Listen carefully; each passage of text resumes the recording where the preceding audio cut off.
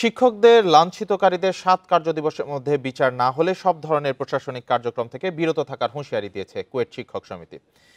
এ নিয়ে আরো জানাতে আমাদের সাথে যুক্ত হয়েছেন সহকর্মী AHM শামীমুজ্জামান। শামীম, শিক্ষকরা যেহেতু কর্মবিরতিতে আছেন, তো তাদের দাবির প্রেক্ষিতে কি কোনো প্রকার আশ্বাস কোনো পক্ষ থেকে এসেছে? না, এখনো পর্যন্ত আসলে আশ্বাসের বিষয়ে আমরা কিছুই জানতে পারিনি।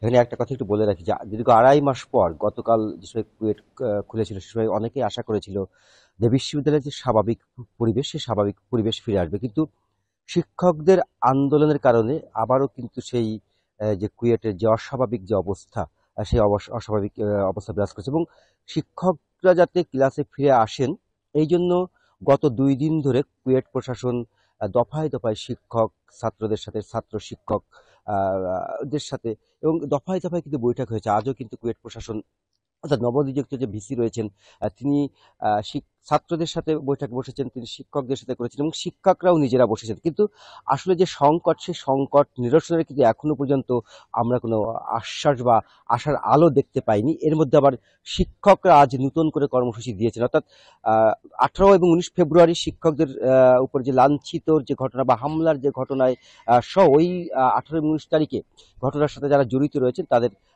শাস্তির দাবি জানিয়েছেন এবং সময়সীমা বেঁধে দিয়েছেন। অর্থাৎ আগামী ৭ কার্যদিবসের মধ্যে যদি দোষীরাদের শাস্তি দেওয়া না হয়, তাহলে শিক্ষকরা একাডেমিক কার্যক্রম এর পাশাপাশি প্রশাসনিক কার্যক্রম থেকেও তারা বিরত থাকবে। অর্থাৎ শিক্ষকদের এই যে নতুন কর্মসূচি, এতে কিন্তু কুয়েটের যে সংকট, সেই সংকটটা কিন্তু আরো তীব্রর দিকে যাচ্ছে।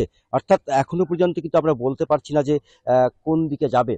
তবে সংকট নিরসনের জন্য কিন্তু কুয়েট প্রশাসন চেষ্টা করছেন।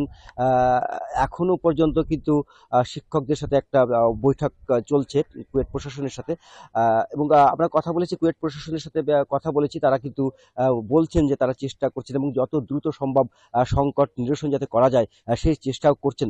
তবে আমরা শিক্ষকদের সাথে কথা বলেছি, তারাও কিন্তু বলছেন যে সংকট নিরসনের বিষয়ে তারা আন্তরিক। ছাত্ররাও কিন্তু একই কথা বলছেন। কিন্তু সমস্যা হচ্ছে যে দাবিগুলো রয়েছে, সেই দাবি পূরণের বিষয়ে সেটা কতটুকু পূরণ করবে প্রশাসন, কোন দিকে যাবে, সেই বিষয়গুলো অনেক কিছুই নির্ভর করছে।